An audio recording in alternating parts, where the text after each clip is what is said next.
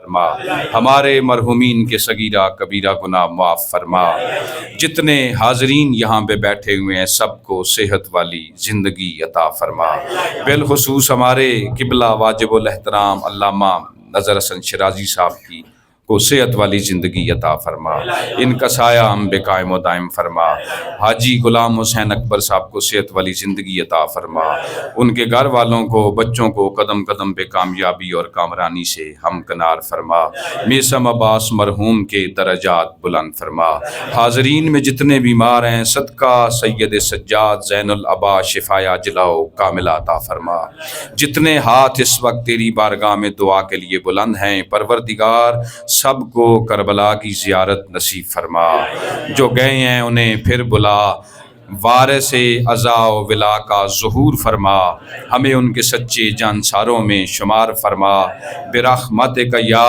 ارحم الراحمین۔ کتاب کا نام ہے اصول کافی، لکھنے والے ہیں حضرت علامہ یعقوب کلینی، لکھتے ہیں کہ چوتھے امام طیب و طاہر نے فرمایا وہ عمل جو تمہاری دعاؤں کی قبولیت کا ضامن ہے وہ ہم پر صلوات ہے۔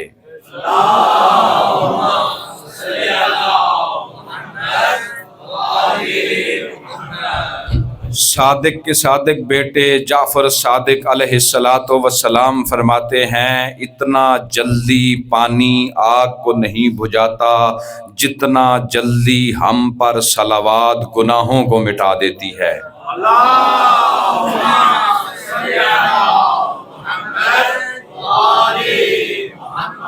آخری روایت ہے صلوات کے حوالے سے 10ویں امام طیب و طاہر مطہر اطہر معطر منور مقدس علی الہادی النقی، آپ کی خدمت میں ایک شخص نے پوچھا کیا بات تھی کہ اللہ نے ابراہیم کو خلیل کے لقب سے نوازا؟ 10ویں امام نے فرمایا اللہ نے ابراہیم کو خلیل اس لیے کہا کہ وہ ہم پر کثرت سے صلوات پڑھتے تھے۔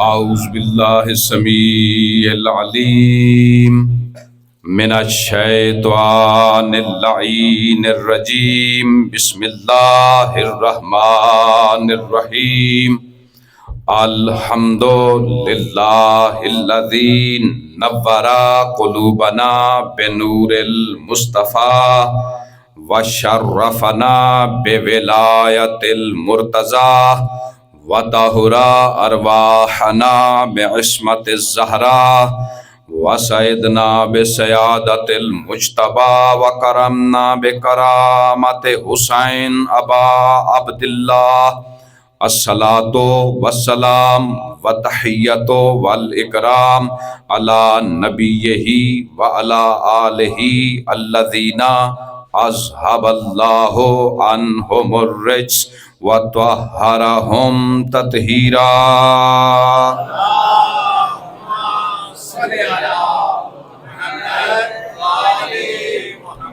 ولعن اللہ علی اعدائہم اجمعین من الآن الی لقاء یوم الدین، اما بعد قد قال الحکیم فی کتابہ انہ بسم اللہ الرحمن الرحیم، فمن یعمل مثقال ذرۃ خیرا یرہ ومن یعمل مثقال ذرۃ شرا یرہ۔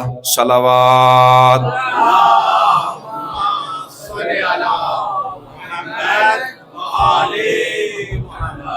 معزز مومنین کرام، عزت مآب عزاداران سید الشہداء، واجب الاحترام سامعین گرامی، خداوند متعال ہم سب کا بلا شرکت شریک غیر خالق بھی ہے، مالک بھی ہے، رازق بھی ہے، وہ ہے تو ہم ہیں، اس نے ارادہ کیا تو اس نے خلق کیا، اس نے تخلیق کی تو ہم ہوئے، نہ وہ ارادہ کرتا نہ وہ خلق کرتا نہ ہم ہوتے۔ وہ اتنا عظیم، بلند مرتبہ، بلند بالا، اعلیٰ عرفہ رب الارباب ہے، رب جلیل ہے، عظیم و اکبر اللہ ہے کہ تمام عظمتیں اس کی انتہا کو چھو کے اختتام پذیر ہو جاتی ہیں۔ وہ قائم ہے، وہ دائم ہے، وہ قیوم ہے، وہ اپنی جگہ پہ ثابت ہے، وہ جامد ہے، وہ ہو کر بھی ہے، وہ نہ ہو کر بھی ہے، وہ ہو کر نظر آ کے بھی ہے، وہ چھپ کے بھی ہے، وہ ظاہر بھی ہے، وہ باطن بھی ہے، وہ قدیم بھی ہے، وہ بعد از ابد بھی ہے، وہ اول بھی ہے، وہ آخر بھی ہے، وہ بلند اتنا ہے کہ علی جیسا اعلیٰ ممبر سلونی پہ بیٹھ کے اس کی عظمتیں پڑھتا ہے، وہ اعظم اتنا ہے کہ علی جیسا عظیم رکوع میں جھک کے اس کا ذکر کرتا ہے، وہ پروردگار اتنی عظمت والا ہے کہ حسین جیسا ابا عبداللہ سجدے میں سر رکھ کے اس کی صدائے سبحان ربی الاعلی بلند کرتا ہے، وہ پروردگار اتنا بڑا عطا کنندہ ہے کہ سجاد جیسا زین العابدین اسے دعاؤں میں مانگتا ہے۔ وہ عظیم پروردگار، وہ طیب ہے، وہ طاہر ہے، وہ مطہر ہے، وہ معطر ہے، وہ منور ہے، وہ مقدس ہے، وہ اول ہے، وہ آخر ہے، وہ جبار ہے، وہ قہار ہے، وہ صبور ہے، وہ شکور ہے، وہ 5 کا پروردگار، وہ 12 کا پروردگار، وہ 14 کا پروردگار، جو اسے مانے وہ اس کا بھی خالق، جو اسے نہ مانے وہ اس کا بھی خالق، وہ جبر والا بھی ہے، وہ قہر والا بھی ہے، وہ جبار اتنا بڑا ہے کہ اگر غضب میں آ جائے تو شیطان کے سارے سجدے اس کے منہ پہ مار کے اسے مردود کر دیتا ہے۔ وہ رحیم اتنا بڑا ہے، اگر رحم کرنے پہ آ جائے تو حسین کے صدقے میں ایک لمحے میں گنہگار کو حر علیہ السلام کرتا ہے۔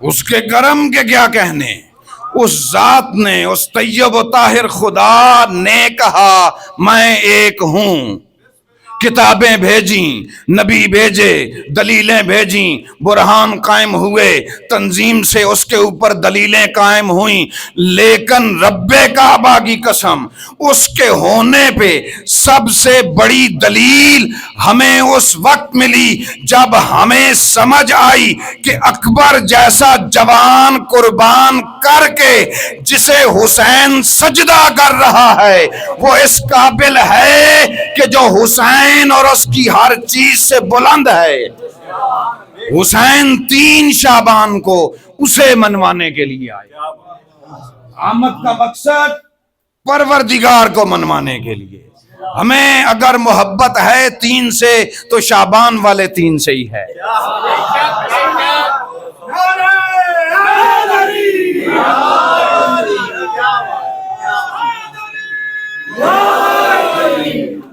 توجہ ہے، آپ پریشان تو نہیں ہوئے؟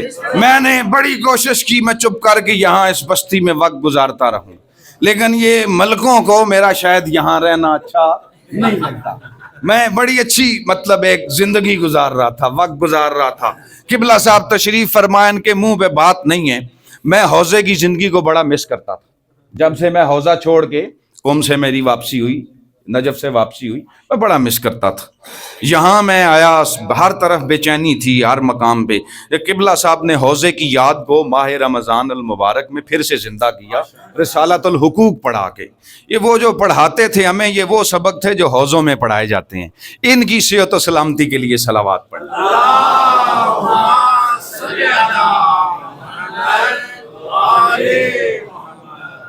آپ دیکھیں، میں نے عرض کیا کہ یہ ایک ہی 3 ہے جو ہمیں اچھا لگتا ہے، شعبان والا 3۔ او بھائی، اگر مسئلہ ہدایت 3 پہ ہی ختم کرنا ہے تو شعبان والے 3 سے ہدایت لے لو۔ کامیاب ہو جاؤ گے، کامران ہو جاؤ گے۔ یقین جانیے امام حسین علیہ الصلاۃ والسلام کے آنے کا مقصد، کس مقصد سے دنیا میں تشریف لائے؟ خدا کو منوانا۔ اللہ نے کہا تم مجھے منواؤ گے میں تمہیں منواؤں گا، تم مجھے یاد کرو گے میں تمہیں یاد کروں گا، تم میرا ذکر کرو گے میں تمہارا ذکر کروں گا۔ اب بڑی عجیب بات ہے، ہم تسبیح پڑھ کے دنیا اللہ کا ذکر کر رہی ہے، اذانوں میں اللہ کا ذکر کر رہی ہے، سجدوں میں اللہ کا ذکر کر رہی ہے، بندے کعبے کا طواف کر کر کے اللہ کا ذکر کر رہے ہیں، معراج والی راتوں کو جاگ جاگ کے اللہ کا ذکر کر رہے ہیں، قرآن سامنے رکھ کے اللہ کا ذکر کر رہے ہیں، تسبیح میں اللہ کا ذکر کر رہے ہیں، تمجید میں اللہ کا ذکر کر رہے ہیں، حمد میں اللہ کا ذکر کر رہے ہیں، ثنا میں اللہ کا ذکر کر رہے ہیں، چلتے ہوئے اللہ کا ذکر کر رہے ہیں، سوتے ہوئے جاگتے ہوئے اللہ کا ذکر کر رہے ہیں، رمضان میں بھی اللہ کا ذکر، شعبان میں بھی اللہ کا ذکر، مکہ میں بھی اللہ کا ذکر، مدینہ میں بھی اللہ کا ذکر۔ پروردگار تیرا تو وعدہ تھا تو میرا ذکر کر میں تیرا ذکر کروں گا، ساری دنیا تیرا ذکر کرتی ہے، پلٹ کے تیری آواز نہیں آتی، تو کسی کا ذکر نہیں کرتا، لیکن کربلا سے آواز آتی ہے کہ ساری دنیا اللہ کا ذکر کرے، پلٹ کے اللہ کے ذکر کی آواز نہیں آتی، لیکن حسین وہ بے مثل بادشاہ ہے کہ جس نے سر کٹا کے بھی اللہ کا ذکر کیا، بدلے میں آج ساری کائنات سے اللہ حسین کا ذکر کرواتا ہے۔ یہ جشن، یہ مجلسیں، اب سوال یہاں پہ یہ ہے، جہاں تک امام حسین کے آمد کا تعلق ہے، 11ویں امام طیب امام حسن عسکری علیہ الصلاۃ والسلام،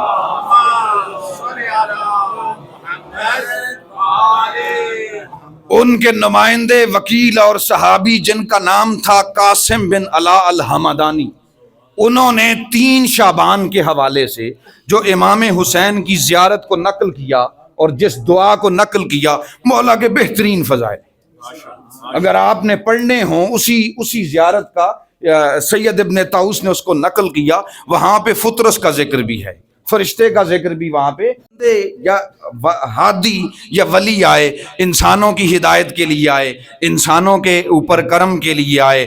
حسین وہ عطا کرنے والا ہے، حسین وہ سخی بادشاہ ہے جس نے جنات پہ بھی کرم کیا، فرشتوں پہ بھی کرم کیا، انسانوں پہ بھی کرم کیا۔ جو جن اس کی بارگاہ میں آیا تو جن تھا، گیا تو زعفر تھا۔ جو فرشتہ اس کی بارگاہ میں آیا، وہ آیا تو فطرس تھا، گیا تو عتیق الحسین تھا۔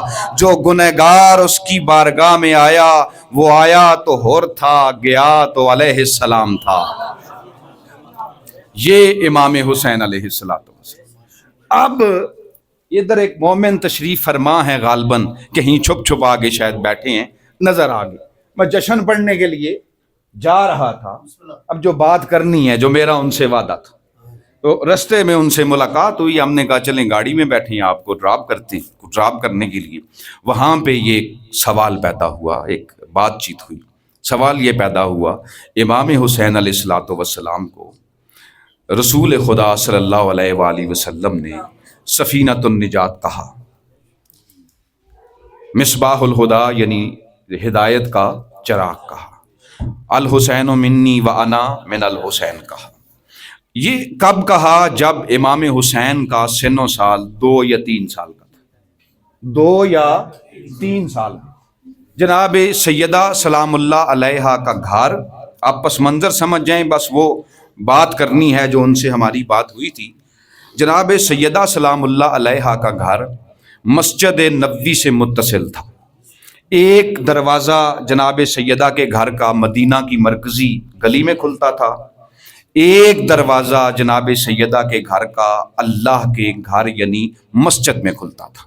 میں رمضان میں یہ مکمل یہ واقعہ پڑھ چکا ہوں، یہ اس لیے میں تفصیل سے یہاں بات نہیں کروں گا، آپ پس منظر سمجھیے۔ ایک دروازہ جناب سیدہ کے گھر کا مدینہ کی گلی میں، ایک مسجد کے اندر، مسجد سے متصل جناب سیدہ کا گھر تھا۔ اللہ کو اتنا پسند تھا کہ سیدہ کے گھر سے کوئی نکل کے سیدھا اللہ کے گھر میں آئے. دونوں گھروں میں فاصلہ تھا ایک چوکھٹ کا، جسے کہا جاتا ہے چوکھٹ زہرا، چوکھٹ بطول. میں اس کی عظمت کا کیا کہوں.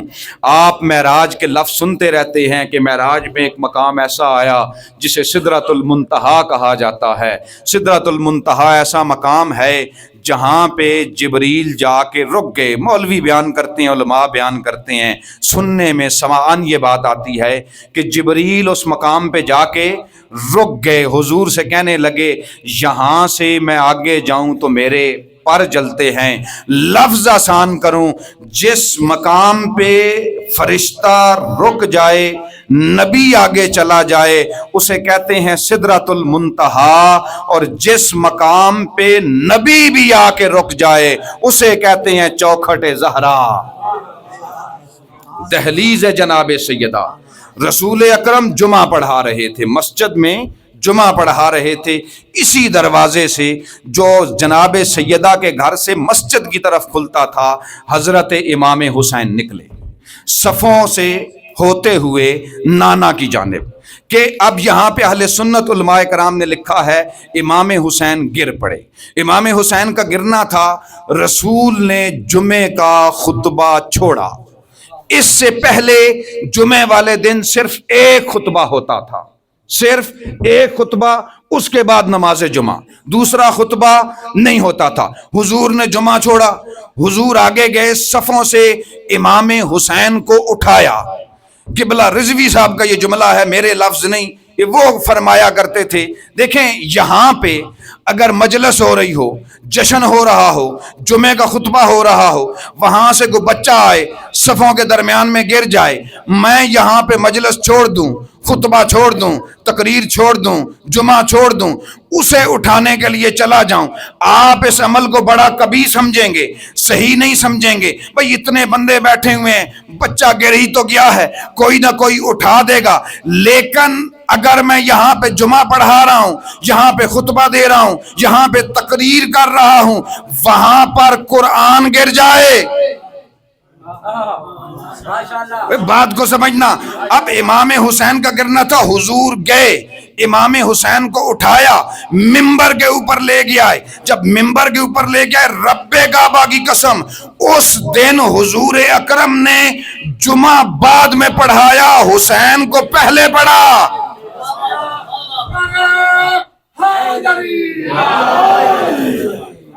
حضور نے امام حسین کو اپنے ہاتھوں پہ ایسے اٹھایا جیسے قاری قرآن اٹھاتا ہے، لوگوں کو مخاطب کر کے کہا معاشر الناس ھذا الحسین، اے گروہ در گروہ لوگو یہ حسین ہے، فعارفوہ، اسے پہچانو. بھئی سارا مدینہ جانتا تھا جو بچہ رسول کے ہاتھوں پہ ہے، جو معصوم رسالت کے ہاتھوں پہ ہے، اس کا نام حسین ہے. وہاں کے جوانوں کو بھی پتا تھا، وہاں کے بوڑھوں کو بھی پتا تھا، وہاں کے لڑکوں کو بھی پتا تھا، وہاں کی خواتین کو بھی پتا تھا، وہاں کے بچوں کو بھی پتا تھا کہ اس بچے کا نام حسین ہے جسے رسول نے ہاتھوں پہ اٹھایا ہوا ہے. پھر حضور کیوں کہہ رہے ہیں ھذا الحسین، ھذا الحسین، ھذا الحسین؟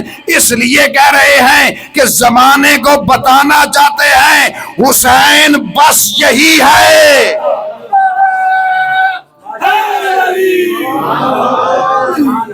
ھذا الحسین.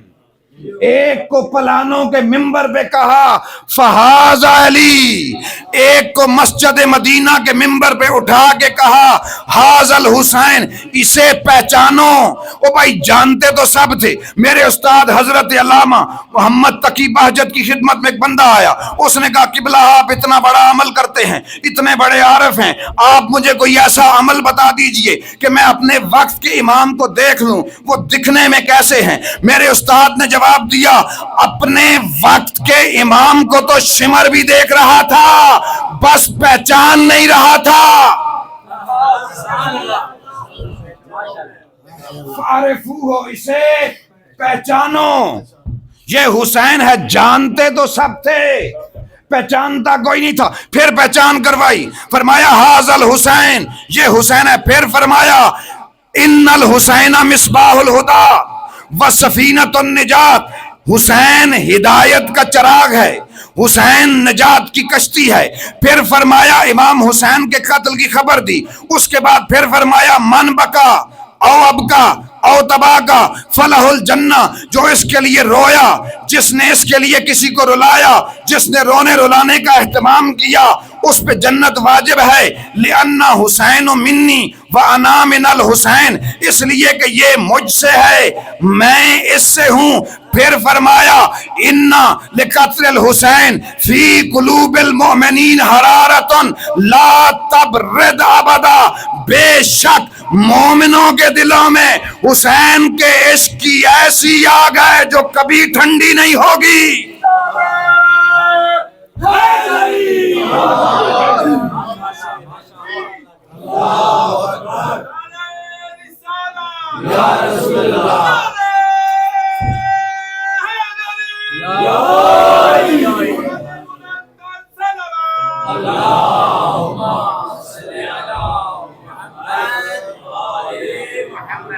ختم یہاں پہ جشن۔ اب وہ جشن پڑھنا ہے اس سے اگلے حصے میں جو حوضوں میں پڑھا جاتا ہے۔ سوال یہ ہے، ابھی کربلا ہوئی نہیں، ابھی امام حسین نے قربانی دی نہیں، رسول کہہ رہے ہیں کہ حسین ہدایت کا چراغ ہے، ابھی کچھ امام حسین نے کچھ کیا نہیں، ظاہراً کچھ کیا نہیں، امام رسول کہہ رہے ہیں نجات کی کشتی۔ بھئی سوال یہ ہے، کیا امام حسین یہاں آ کے مصباح الہدا بنے یا وہاں سے مصباح الہدا بن کے آئے؟ وہاں سے بن کے آئے۔ میں اور آسان کر دوں، حضرت محمد مصطفیٰ رحمت للعالمین ہیں، وہ یہاں آ کے رحمت للعالمین بنے یا وہاں سے رحمت للعالمین بن کے آئے؟ بھئی کیا ایسا کمال تھا، کیا امام حسین میں ایسا کمال تھا کہ رسول ابھی امام حسین نے کچھ کیا نہیں کہ اللہ نے وہاں سے سفینۃ النجات بنا کے بھیجا؟ اگر اللہ نے بغیر کچھ کیے بنا کے بھیجا پھر تو اللہ کسی کو بھی حسین بنا دے، لیکن وہ ہر کسی کو حسین نہیں بناتا، اس لیے کہ وہ عادل ہے، اس لیے کہ اس کی عدالت قائم ہے، اس لیے کہ ہمارا عقیدہ ہے توحید کے بعد عدالت پروردگار کا۔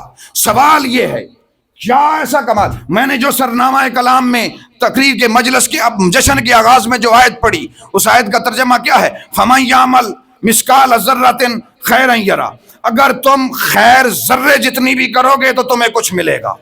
اللہ بغیر کچھ کیے کسی کو کچھ دینے والا نہیں، جب تک کچھ کرو گے نہیں کچھ بھی ملنے والا نہیں۔ بغیر نمازوں کے جنت نہیں ملتی، بغیر ریاضت کے جنت نہیں ملتی، بغیر سجدوں کے کامیابی نہیں ملتی، بغیر تقویٰ کے فلاح نہیں ملتی۔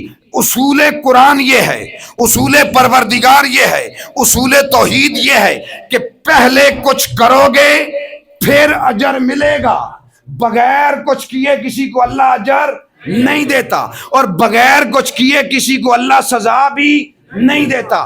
مقام بھی، رتبہ بھی، لقب بھی، حیثیت بھی جو اللہ کے نزدیک ہے، کامیابی بھی اور سزا بھی، جزا بھی، عذاب بھی اللہ نے عمل پہ منحصر کیا۔ یہ اصول قرآن ہے۔ کیا ایسا عمل امام حسین نے کر دیا کہ امام حسین کو اللہ رسول خدا کہہ رہے ہیں کہ یہ نجات کی کشتی ہے، یہ سفینہ؟ کیا ایسا کمال تھا محمد مصطفیٰ صلی اللہ علیہ وآلہ وسلم میں کہ اللہ نے میری بات آپ تک پہنچ رہی ہے کہ اللہ نے رحمت للعالمین بنا دیا؟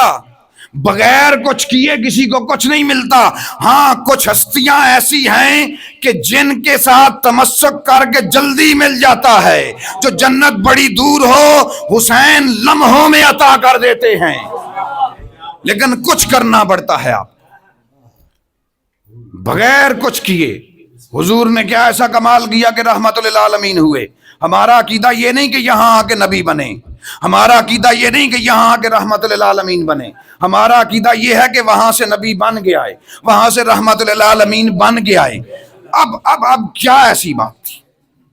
اس سوال کا جواب جاننے کے لیے قرآن مجید کی 2 آیتیں پڑھوں، اگر حوصلہ ہے سننے کا تو میں پڑھوں۔ سورہ الاعراف، سورت کا نام کیا ہے؟ الاعراف آیت نمبر 172۔ الاعراف قبلہ صاحب بیٹھے ہوئے ہیں، ایک ایسا مقام ہے کہ جو نہ جنت ہے نہ دوزخ ہے۔ قیامت کے دن ایک ایسا مقام ہوگا جو نہ جنت میں ہوگا نہ دوزخ میں ہوگا، جنت اور دوزخ کے درمیان ہوگا۔ وہاں کے جو لوگ بیٹھے ہوں گے انہیں قرآن نے اصحاب الاعراف کہا ہے۔ وہ جنت والوں کو بھی دیکھ رہے ہوں گے، وہ دوزخ والوں کو بھی دیکھ رہے ہوں گے۔ یعنی کچھ لوگ ایسے ہوتے ہیں جو نہ ادھر کے رہتے ہیں نہ ادھر کے رہتے ہیں، یہ ان لوگوں کے لیے جگہ ہے۔ اس کی آیت نمبر، قرآن پڑھا کریں، قرآن پڑھا کریں، قرآن کی تلاوت کیا کریں، قرآن کو سمجھا کریں۔ آج چوتھے امام کی ولادت کا دن ہے۔ چوتھے امام طیب کا طاہر کا فرمان ہے کہ اگر میرے پاس کچھ بھی نہ ہو، صرف قرآن ہو اور سجاد کو تنہا چھوڑ دیا جائے، سجاد ساری زندگی اتنا مانوس ہو کے گزارے گا جیسے بچہ ماں کی آغوش سے مانوس ہوتا ہے۔ سید سجاد کی بارگاہ میں ایک شخص آیا، اس نے کہا جی جب آپ دعائیں کرتے ہیں تو مجھے ایسے محسوس ہوتا ہے جیسے آپ اللہ سے باتیں کرتے ہیں۔ سید سجاد نے کہا صرف میں اللہ سے باتیں نہیں کرتا، اللہ بھی مجھ سے باتیں کرتا ہے۔ بندہ حیران ہو گیا کہ آقا وہ کیسے؟ مولا نے کہا یہ تو بڑا آسان کام ہے، یہ تم بھی کر سکتے ہو۔ کہنے لگا آقا کیسے؟ فرمایا، سید سجاد نے فرمایا کہ جب میں چاہتا ہوں کہ میں اللہ سے باتیں کروں تو میں نماز پڑھتا ہوں، اور جب میں چاہتا ہوں کہ اللہ مجھ سے باتیں کرے تو میں قرآن پڑھتا ہوں۔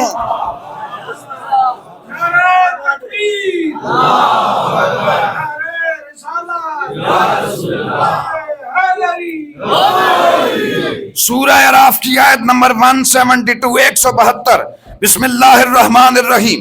وَإِذْ أَخَذَ رَبُّكَ مِن بَنِي آدَمَ من ظہورہم ذریتہم واشہدہم علی انفسہم قال الست بربکم قالوا بلی شہدنا، کہ اے محمد مصطفیٰ وہ وقت یاد کر جب تیرے پروردگار نے آدم کی ساری اولاد کو عالم ذریت میں اکٹھا کر کے، عالم ارواح میں اکٹھا کر کے، جناب آدم کی ساری اولاد سے اللہ نے عالم ارواح میں ایک عہد لیا، الستو بربکم، کیا میں تمہارا رب نہیں؟ آگے سے سب نے یک زبان یک کلام کہا، جی ہاں اے اللہ تو ہمارا رب ہے۔ اللہ نے اس عالم ذریت میں، عالم ارواح میں، تمام ارواح کی خلقت کے بعد جب ان سے پیمانے الستو لیا، مخلوقات نے اس کے خالق ہونے کا اقرار کیا، اللہ نے ہم سب کی ارواح کو اس عالم میں آزاد چھوڑا کہ اب تمہاری مرضی ہے، تم شکر کرتے ہو یا کفر کرتے ہو، تم اتباع کرتے ہو یا گستاخی کرتے ہو۔ اس عالم ذریت میں خدا جانے ہم کتنے ہزار سال، کتنے لاکھ سال، کتنے کروڑ سال رہے۔ وہاں ہماری ارواح میں سے کچھ ارواح ایسی تھیں جو آخری دم تک، آخری لمحے تک رب جلیل کی اطاعت گزار رہیں، اور کچھ ارواح ایسی تھیں جنہوں نے پروردگار کے سامنے جرت دکھائی، اس کی معصیت کی، اس کے سامنے پروردگار کا گناہ کیا، انکار کیا، غلط رستے کو چنا، اس کی اطاعت کو چھوڑ دیا۔ اب عالم ارواح میں روحیں دو قسم کی ہو گئیں، ایک تھی پروردگار کی اطاعت گزار، ایک تھی پروردگار کی معصیت کار۔ اب اللہ صرف خالق نہیں ہے، اللہ عادل بھی ہے۔ ایک دفعہ جبار و قہار اللہ کو غضب و جلال آیا، اس پروردگار نے کہا چونکہ میں عادل ہوں لہٰذا جن ارواح نے میری اطاعت کی ہے میں انہیں جزا دوں گا، جنہوں نے میری معصیت کی ہے میں انہیں سزا دوں گا۔ جب پروردگار کا غضب ان ارواح نے درک کیا تو گناہگار روحیں کانپنے لگیں، گستاخ روحیں کانپنے لگیں، کوئی ان کو پناہ دینے والا نہیں تھا کہ ایک دفعہ نیک ارواح کے درمیان میں سے روح محمد مصطفیٰ بلند ہوئی، پروردگار ان گناہگاروں کے لیے میں رحم مانگتا ہوں۔ آواز قدرت آئی، حبیب یہ شقی ہیں، یہ بدبخت ہیں، یہ ٹھیک نہیں ہوں گے، تو ان کے لیے رحم کیسے مانگ رہا ہے, کیوں کر مانگ رہا ہے. آواز محمد مصطفیٰ آئی, پروردگار میں ان کی ہدایت کے لیے جاؤں گا, میں ان کے لیے ہدایت کروں گا, میں انہیں سیدھا رستہ دکھاؤں گا. بس یہ لفظ آنے تھے. اللہ نے کہا پھر مجھے ایک اور عالم بنانا پڑے گا, ایک اور عالم بنانا پڑے گا, کئی عالم بنانے پڑیں گے. جب اللہ نے کہا میں کئی عالم بناؤں گا, روح محمد مصطفیٰ نے کہا اے میرا اللہ, میں ان گناہگار ارواح کے لیے, ان معصیت کار ارواح کے لیے ہر عالم میں رحمت کی دعا کروں گا, ہر عالم میں رحمت کا طلبگار رہوں گا. وہیں عالم افلاک پہ ایک آواز بلند ہوئی, وما ارسلناک الا رحمت للعالمین.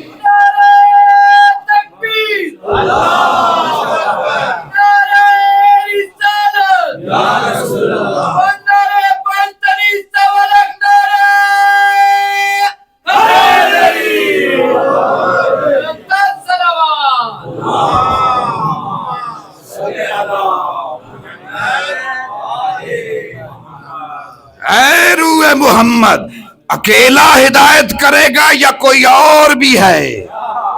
کیا تنہا سب کی ہدایت کرے گا؟ یہ تو لا تعداد ہیں, یہ تو اتنے سارے ہیں. کیا اکیلے ہدایت کرو گے؟ روح مصطفیٰ نے طیب ارواح کی جانب ایک نگاہ دوڑائی. اس عالم ذریت سے طیب ارواح میں سے 1.25 لاکھ نبیوں کی روحیں بلند ہوئیں. پروردگار ہم اس کی فوج بن کے, ہم مصطفیٰ کی رعیت بن کے ہدایت کے لیے جائیں گے. تو محمد مصطفیٰ کے کہنے پہ اللہ نے عالم ذریت میں گناہگار ارواح کو یہ موقع دیا کہ انہیں ایک دنیا بناؤں, اس دنیا میں بھیجوں, اور وہاں پر جہاں ان گناہگاروں کو بھیجوں وہاں حبیب محمد مصطفیٰ کی التجا پہ, اس کی گزارش پہ, اس کی درخواست پہ, اس کی دعا پہ میں ان ہدایت کرنے والوں کو بھیجوں. پھر اللہ نے یہ دنیا بنائی, یہاں بروں کو اس لیے بھیجا کہ جو موقع محمد مصطفیٰ نے اللہ سے مانگا تھا ان بروں کو وہ موقع دیا. پھر اللہ نے ان بروں پہ کرم یہ کیا کہ وہ جتنے برے تھے اللہ مقابلے میں اتنا اچھا ہادی بھیجتا رہا. تو نظام ہدایت اس طریقے سے قائم ہوا, جتنا سنگ دل اور ظالم تھا قابیل, اللہ نے مقابلے میں اتنا رحم دل اور رحمت والا حابیل بھیجا. جتنی بری تھی جناب نوح کی زوجہ, مقابلے میں اللہ نے اتنا اچھا نوح بھیجا. جتنا متکبر تھا نمرود, مقابلے میں اللہ نے اتنا بڑا عاجز خلیل ابراہیم بھیجا. جتنا بڑا لعنتی تھا فرعون, مقابلے میں اللہ نے اتنا بلند مرتبہ موسیٰ بھیجا. اور جتنا بڑا جاہل تھا ابو جہل, مقابلے میں اللہ نے اتنا بڑا عالم محمد مصطفیٰ بھیجا. اور جتنے گھٹیا تھے منافق, مقابلے میں اللہ نے اتنا اعلیٰ علی بھیجا. اور جتنا پلید تھا یزید, مقابلے میں اللہ نے اتنا پاک حسین بھیجا.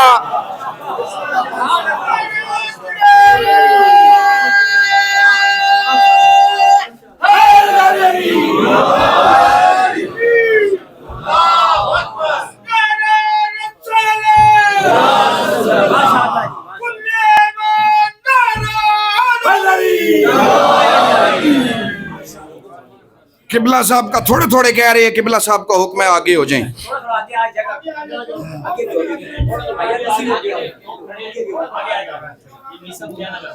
نظام ہدایت,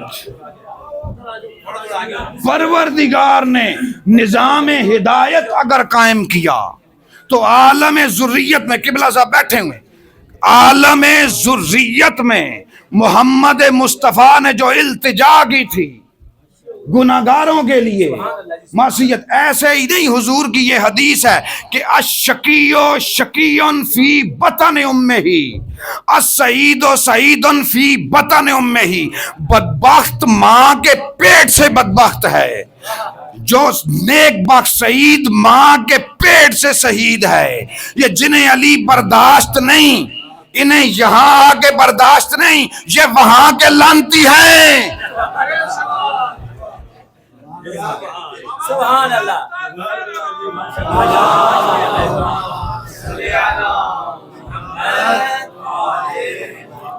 اب نظام ہدایت کی سمجھ میں آ گئی۔ اس نظام ہدایت کو جب اللہ نے قائم کیا، ہر برے کے مقابلے میں اچھا بھیجا، صرف ہادی نہیں بھیجے، بلکہ اللہ نے کہا کہ جو نیک اروا، جو میری مطیع ہیں، اطاعت گزار ہیں، میں ان نیک لوگوں کو بھی دنیا میں بھیجوں گا تاکہ یہ برے ان کو دیکھ کے ٹھیک ہو جائیں۔ یہ حسین والے جو اچھے ہیں، ان کا بھی دنیا میں آنے کا مقصد یہ ہے کہ ان کا کردار ایسا ہو کہ انہیں برے دیکھ کے ٹھیک ہو جائیں۔ اگر تمہارے ارد گرد برے لوگ ہوں نا، پریشان نہ ہوا کرو، اللہ سے شکوہ نہ کیا کرو کہ پروردگار اتنے برے لوگوں میں بھیج دیا۔ نہیں، اللہ نے اتنے برے لوگوں میں اتنے اچھے کو بھیجا ہی اس لیے ہوتا ہے کہ شاید اسے دیکھ کے ٹھیک ہو جائیں، شاید اس کے کردار کو دیکھ کے ٹھیک ہو جائیں۔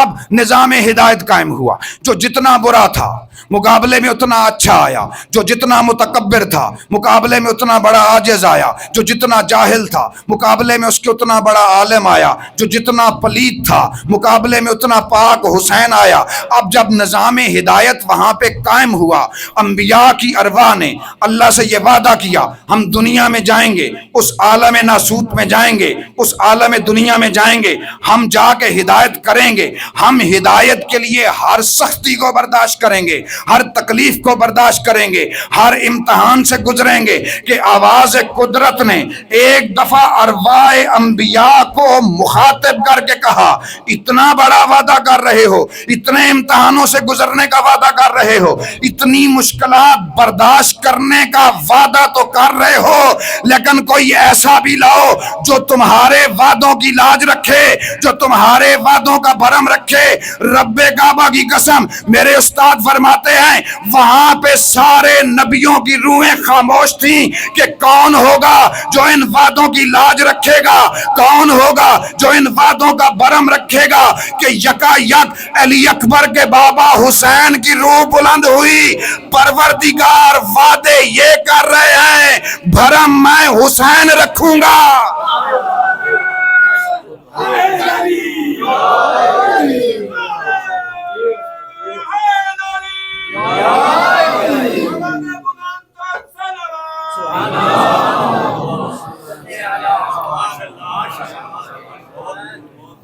یہ وہ مقام تھا، ان الحسین مصباح الہدا، حسین ہدایت کا چراغ ہے، حسین نجات کی، یہ وہ کمال ہے جس کی وجہ سے نبی نے فرمایا حسین، یہ عالم ذریت میں حسین نے وعدہ کیا تھا۔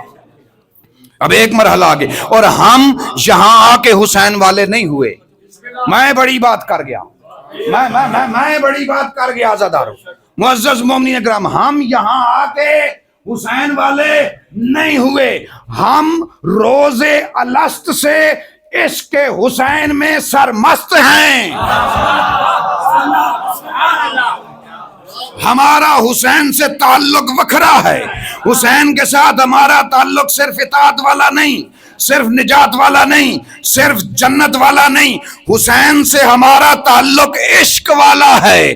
لفظ آسان کروں، حسین سے ہمارا تعلق یہ ہے کہ جس مٹی پہ حسین کے قدم پڑے ہم نے اسے اپنی سجدے گاہ بنا لیا۔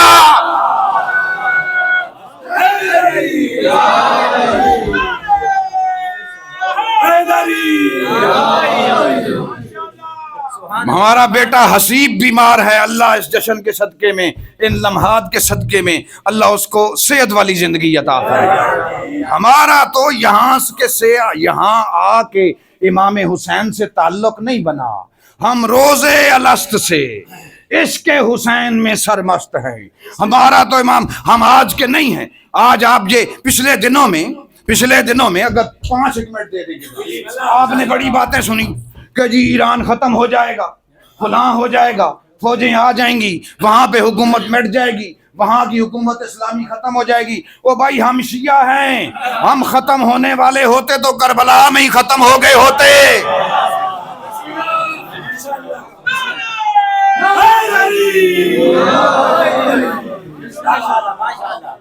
ہم نے ختم ہونا ہوتا اور ہم کربلا میں، ہم آج کے نہیں حسین کے ساتھ ہیں، ہم اس دنیا میں آگے حسینی نہیں ہوئے، ہم شب عاشور امام حسین کے خیمے میں موجود تھے۔ ہم امام حسین کے شیعہ ہیں، ایک تو آل تھی، دوسرے امام حسین کے ساتھ کون تھے؟ شیعہ۔ کیا کہا چراغ بجھا کے؟ امام حسین نے چراغ بجھا کے کیا فرمایا آپ نے شیعہ یان سے کہ میں فاطمہ زہرا کا بیٹا، میں علی بن ابو طالب کا بیٹا، میں تمہیں ضمانت دیتا ہوں، میں تمہیں زبان دیتا ہوں، میں تم سے وعدہ کرتا ہوں، اگر تم اس وقت مجھے چھوڑ کے چلے جاؤ پھر بھی قیامت کے دن میں حسین تمہیں اللہ سے اتنا بڑا اجر لے کے دوں گا جتنا کل میرے ساتھ شہید ہونے کے بعد ملے گا، تمہیں میں وہ رتبہ قیامت کے دن اللہ سے لے کے دوں گا جتنا میدان کربلا میں شہید ہونے کے بعد ملے گا۔ میں تم سے بیعت اٹھاتا ہوں، میں تمہیں جنت کی بشارت دیتا ہوں، چراغ بند کرتا ہوں، جنت لکھ کے دیتا ہوں، جاؤ مجھے چھوڑ کے اپنی زندگی جی لو۔ آگے سے ہم شیعوں نے یک زبان یک کلام کہا، آقا حسین ہم جنت کے لیے تھوڑے ہی تیرے ساتھ ہیں، ہماری بنتی نہیں ہے، اے مولا ہماری آپ کے بغیر بنتی نہیں ہے۔ اچھا اب اگلا مرحلہ نظام ہدایت قائم ہو گیا، بس یہ آخری مرحلہ، اب آپ لوگ بھی تھک چکے ہیں،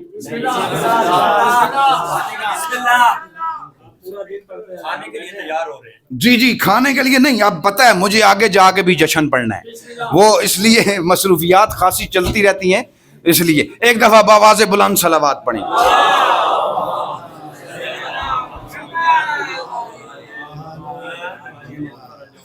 جی سنیے، وہ کہہ رہے ہیں جو رات کو 2-4 جملے پڑھے تھے وہ بھی پڑھ دیں، میں ذرا اسی نظام ہدایت پہ، کیونکہ جس کے لیے میں نے اتنی تمہید باندھی اس کے لیے ایک مرحلہ ہو رہا۔ اب جب نظام ہدایت کے لیے انبیاء کی ارواح تیار ہوئی، اللہ نے اس دنیا میں ہماری ارواح کو یہ جسم میں داخل کر کے بھیجنے سے پہلے اللہ نے اس عالم میں ان تمام ہادیوں کا، ان تمام نبیوں کا جنہوں نے اللہ سے وعدہ کیا تھا کہ ہم ہدایت کے لیے جائیں گے، تو ان ارواح پہ رحم کر، تو ان بدبخت اور شقی ارواح، یہ تیری معصیت کار ارواح، یہ تیرے سامنے جرات اور گستاخی کرنے والی ارواح، تو انہیں ہمارے محمد مصطفیٰ کے کہنے پہ تو انہیں موقع دے، ہم ان کی ہدایت کے لیے جائیں گے۔ اس منظر کو قرآن مجید نے سورہ آل عمران کی آیت نمبر 81 کے اندر اس طریقے سے بیان کیا ہے، وَإِذْ أَخَذَ اللَّهُ مِيثَاقَ النَّبِيِّينَ لَمَّا آتَيْتُكُم مِّن كِتَابٍ وَحِكْمَةٍ ثُمَّ جَاءَكُمْ رَسُولٌ مُصَدِّقًا لِّمَا مَعَكُمْ۔ اے محمد مصطفیٰ وہ وقت یاد کر جب تو عینی گواہ تھا اور انبیاء کی روحوں کا اجتماع تھا، پھر اللہ نے ان تمام ارواح کو اکٹھا کرنے کے بعد اللہ نے کہا جب میں تمہیں کتاب بھی دے دوں، حکمت بھی دے دوں، تم اپنے اپنے فریضے سر انجام دے دو، ثم جاءکم پھر اس کے بعد تمہارے فریضے ادا ہونے کے بعد تمہاری طرف ایک رسول آئے گا، مصدق لما معکم، وہ تمہاری کتابوں کی بھی تصدیق کرے گا، تمہارے اعمال کی بھی تصدیق کرے گا، تمہاری نبوتوں کی بھی تصدیق کرے گا، تمہارے عمل کی بھی تصدیق کرے گا۔ لَتُؤْمِنُنَّ بِهِ وَلَتَنْصُرُنَّهُ، تم اس پہ ایمان بھی لانا، اس کی مدد بھی کرنا۔ جب اللہ نے یہ اعلان کر دیا کہ وہ نبی تم سب سے بعد میں آئے گا، اتنے میں روح ابراہیم خلیل بلند ہوئی، پروردگار اگر یہ ہم سب سے بعد میں آئے گا اور تو نے نر اور مادہ سے ہی سب کو پیدا کرنا ہے عالم دنیا میں، تو نے نسل در نسل ذریتیں بھیجنی ہیں، تو میں یہ دعا کرتا ہوں محمد مصطفیٰ کو میری ذریت بنا، میرے سردار کو میری نسل میں سے قرار دے۔ اللہ نے کہا اے روح ابراہیم مقام ایسے نہیں ملتے، مرتبے ایسے نہیں ملتے، رتبے ایسے نہیں ملتے، پہلے کچھ کر کے دکھانا پڑے گا، پھر اس مقام پہ فائز ہوگے۔ پروردگار کیا کر کے دکھانا پڑے گا؟ ابراہیم امتحان سے گزرنا پڑے گا۔ پروردگار کون سا امتحان؟ ابراہیم بیٹا ہماری راہ میں قربان کرنا پڑے گا۔ پروردگار کون سا بیٹا؟ فرمایا جس سے ذریت چل کے محمد مصطفیٰ تک جائے گی۔ پروردگار ذریت چلنے سے پہلے چھری چلاؤں گا یا بعد میں چلاؤں گا؟ آواز آئی چھری پہلے چلاؤ گے۔ پروردگار عجیب مقام آ گیا ہے، عجیب مسئلہ آ گیا ہے، عجیب امتحان آ گیا ہے۔ اگر بیٹے کے گلے پہ چھری چلا دوں گا ذریت منقطع ہو جائے گی۔ ذریت منقطع ہو گئی تو نانا، یہ حسین کا نانا، یہ میرا سردار، یہ محمد مصطفیٰ، یہ دنیا میں کیسے آئے گا؟ بس اللہ نے کہا ابراہیم اس امتحان کو حل کر، میں تجھے انعام یہ دوں گا، محمد کو تیری ذریت میں سے قرار دوں گا۔ جناب ابراہیم کی روح خاموش تھی۔ ایک دفعہ عالم افلاک میں صدائے رب جلیل بلند ہوئی، ہے کوئی اور نبی جو محمد مصطفیٰ کو اپنی ذریت سے لینے کا شرف لینا چاہتا ہو؟ اگر اس امتحان سے گزر جائے میں اسے شرف دوں گا۔ وہاں پہ سب نبی چپ تھے کہ اتنے میں حسین ابن علی کی روح پھر بلند ہوئی، پروردگار ابراہیم کے بیٹے کو تو چھوڑ دینا، بدلے میں بیٹا ہم قربان کریں گے۔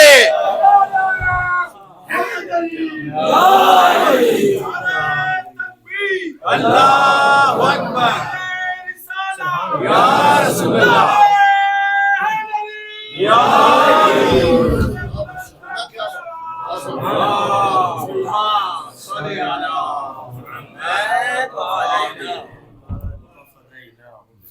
فَفَدَيْنَاهُ قبلہ نے آیت پڑھ دی وَفَدَيْنَاهُ بِذِبْحٍ عَظِيمٍ۔ اگر امام حسین وہ امتحان نہ لیتے اپنے سر، نظام ہدایت منقطع ہو گیا تھا۔ بھرم رکھا نبیوں کا حسین نے۔ یہ ایک امتحان نہیں تھا۔ میں ایک جملہ اور پڑھ دیتا ہوں، ایک مقام، ایک مرحلہ اور آگے۔ پہلی شبان کو جناب سیدہ طاہرہ ثانی زہرا کی ولادت کا دن تھا۔ میں ان کے اس مقام پہ جب امام حسین کی روح بلند ہوئی نا کہ بیٹا ہم قربان کریں گے، ابراہیم کو تو چھوڑ دے، اسماعیل کو تو چھوڑ دینا، تاکہ یہ نسل آگے چلے، تاکہ یہ ذریت آگے بڑھے اور میرا نانا رحمت بن کے اس دنیا میں آئے۔ حسین مجھ سے ہے، میں حسین سے ہوں۔ 10 محرم کے بعد میں حسین سے نہیں ہوں، میں حسین سے ہوں روز ازل سے، روز عالم ارواح سے، عالم ذریت والے اس دن سے جب اللہ نے عہد و پیمان کیے۔ رسول حسین سے ہے، حسین سبب بنے رسول کے دنیا میں آنے کا، وہ عالم ارواح میں۔ پھر اللہ نے کہا اتنا امتحان کافی نہیں، ایک امتحان اور بھی ہے۔ روئے جناب ابراہیم نے کہا پروردگار کون سا امتحان؟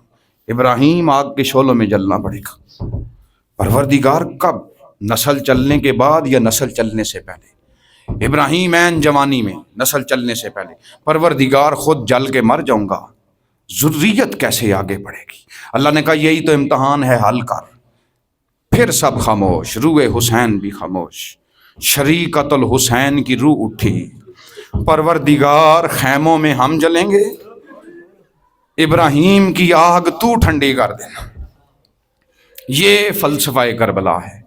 خداوند متعال اس فلسفے کو ہمیں سمجھنے کی توفیق عطا فرمائے، رائے امام حسین علیہ الصلوۃ والسلام پہ چلنے کی توفیق عطا فرمائے۔ میں قبلہ صاحب سے دست بستہ ملتمس ہوں یہاں آئیں اور اس محفل کے اختتام میں دعائیہ جملات یا جو بھی ان کے معروضات یا جو بھی ان کے فرمودات ہیں بیان فرمائیں۔ ان کی آمد کے لیے بآواز بلند صلوات۔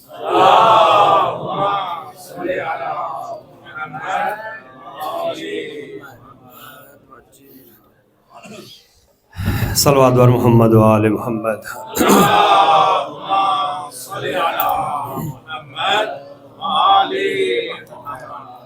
اعوذ باللہ من الشیطان الرجیم، بسم اللہ الرحمن الرحیم۔ تقبل اللہ منا و منکم۔ جشن ہو چکا مولا امام حسین علیہ السلام کے بارے میں بڑے خوبصورت الفاظ بیان کیے۔ چونکہ علم کشائی ہے، میں ایک ربائی کا سہارا لے کر آپ کو جو ہے وہ پرچم کشائی کی طرف لے کے چلوں گا کہ یہ کون آیا کہ آج علی بھی مسکرا رہے ہیں۔ 3 شعبان، یہ کون آیا کہ آج علی بھی مسکرا رہے ہیں، ضرور ملے گا اسے علم کہ ابھی سے تیور بتا رہے ہیں۔ یہ کون آیا کہ آج علی بھی مسکرا رہے ہیں، ضرور ملے گا اسے علم کہ تیور ابھی سے بتا رہے ہیں۔ حسین ہوتے تھے جب بھی پینگے میں، ملک جھلاتے تھے آ کے جھولا۔ حسین ہوتے تھے جب بھی پینگے میں، ملک جھلاتے تھے آ کے جھولا۔ یہ کون آرام کر رہا ہے؟ حسین جھولا۔ حیدری۔ مولا غازی عباس کے حوالے سے میں نے رباعی آپ کے سامنے پیش کر دی۔ ایک جملہ امام زین العابدین، چونکہ آج ان کی ولادت ہے، وہ بھی پیش کرتا چلوں، کنجوسی نہ ہو جائے۔ ہشام بن ملک، اس کا دربار، اور امام زین العابدین سید الساجدین کو اس نے دعوت دی۔ پروگرام یہ تھا کہ امام کی اہانت کرنی ہے۔ امام آ کے بیٹھے، پہلے سے پلاننگ کے مطابق بہت بڑے مشہور تیر اندازوں کو بلایا گیا تھا، اور ایک نشانہ، ایک ہدف، ایک مجسمہ بنایا گیا کہ جس کے اوپر تیر کو چلانا تھا۔ ہر تیر انداز اپنے اپنے نشانے پر اپنے اپنے ہدف کو لے کر وہاں پہ تیر چلا رہا تھا، اور دربار میں بیٹھے لوگوں سے داد وصول کر رہا تھا۔ ایک دفعہ ہشام بن ملک امام زین العابدین علیہ السلام کی طرف، سید الساجدین کی طرف، حسین کے بیٹے علی کی طرف مڑا اور کہا کہ اے حسین ابن علی، میرا دل چاہتا ہے کہ کیا تمہیں بھی تیر چلانا آتا ہے؟ جملہ سنیے گا، میرے مولا و آقا کی آواز آتی ہے، کوئی کائنات کے اندر ایسا کمال نہیں ہے کہ جو اہل بیت کو پروردگار عالم نے نہ دیا ہو۔ ہم ہر ہنر میں با کمال ہوتے ہیں، ہر مقام پر ہم عروج اور معراج پہ ہوتے ہیں۔ امام نے کمان اٹھائی، تیر اٹھایا، اور تیر جب چلایا تو کہا بتا کہ کون سے نشانے پہ تیر ماروں۔ اس نے ایک آنکھ کا اشارہ کیا، جا کر تیر اپنے ہدف پہ لگا۔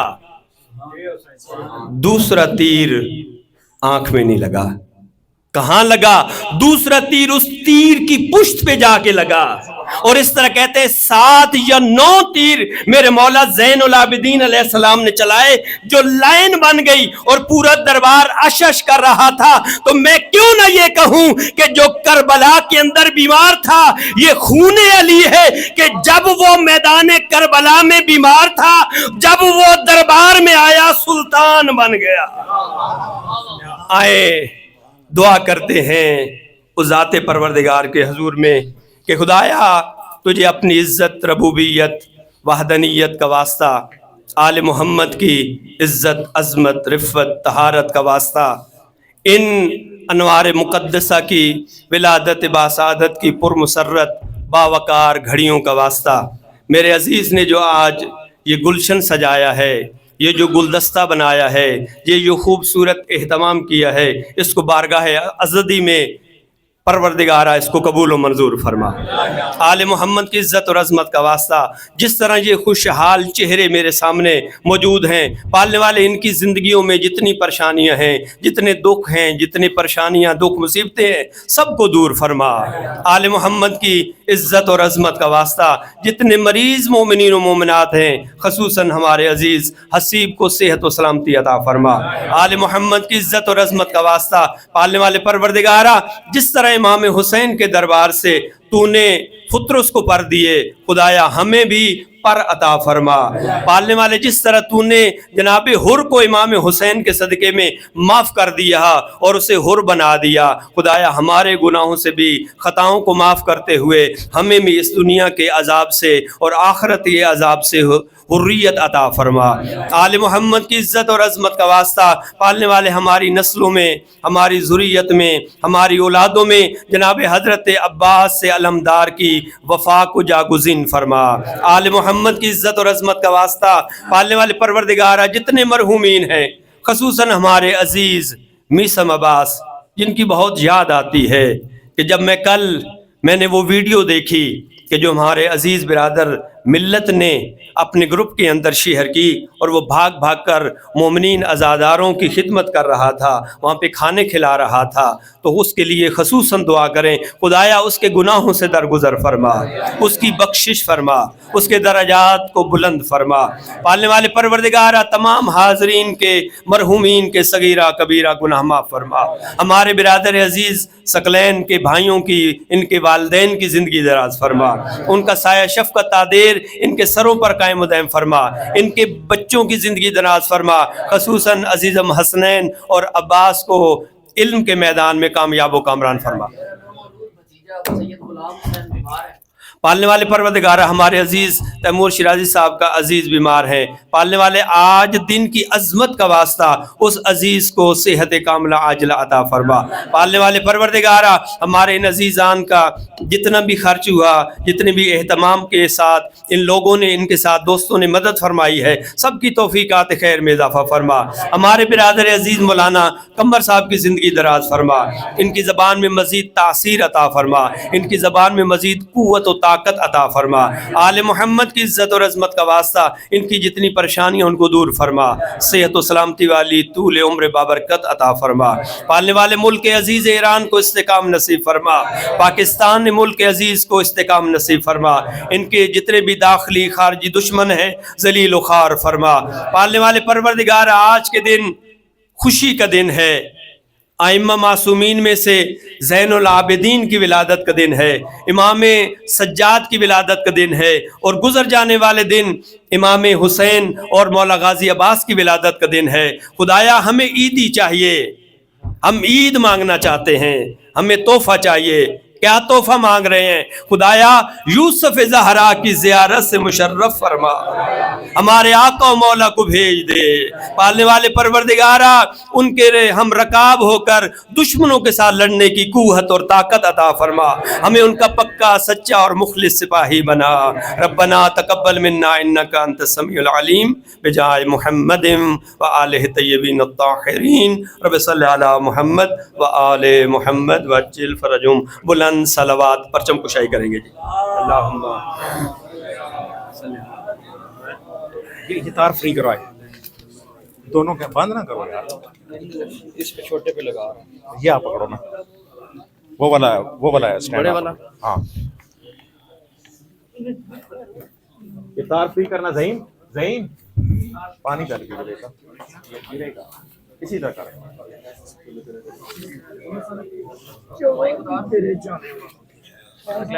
آغا صاحب آگے آ جائیں جی۔ ہاں لگا رہے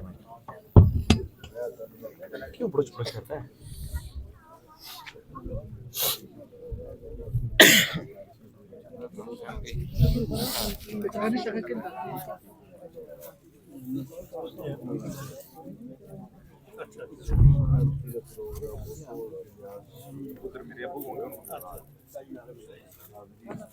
نعرہ تکبیر، اللہ اکبر، نعرہ رسالت یا رسول اللہ، کل ایمان، نعرہ حیدری۔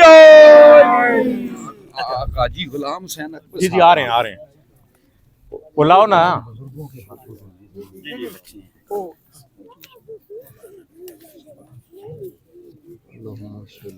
لب پہ آ جاتا ہے جب عباس کا نام،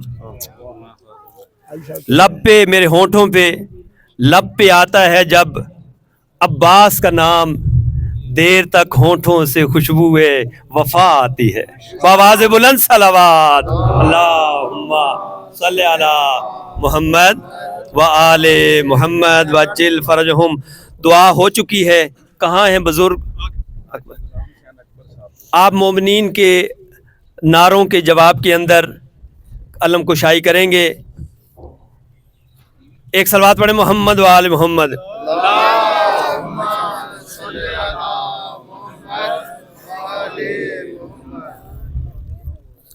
نعرہ تکبیر، نعرہ رسالت، حسینیت، حسینیت، یزیدیت، یزیدیت، یک زبان نعرہ حیدری، حیدری،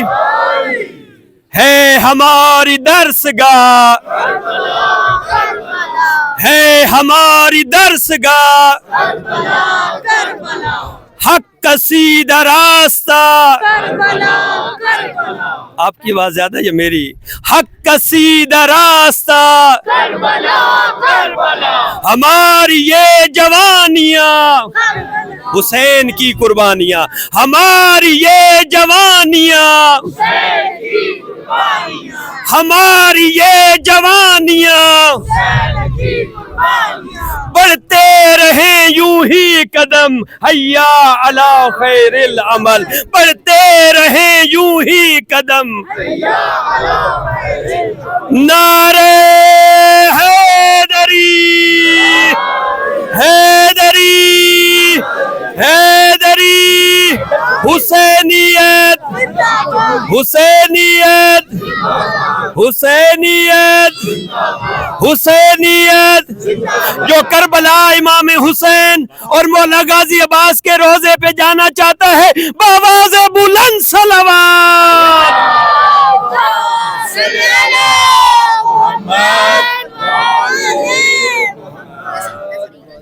مومنین اکرام، آپ تمام مومنین کا بہت بہت شکریہ. تشریف رکھیں نیاز کے لیے جی.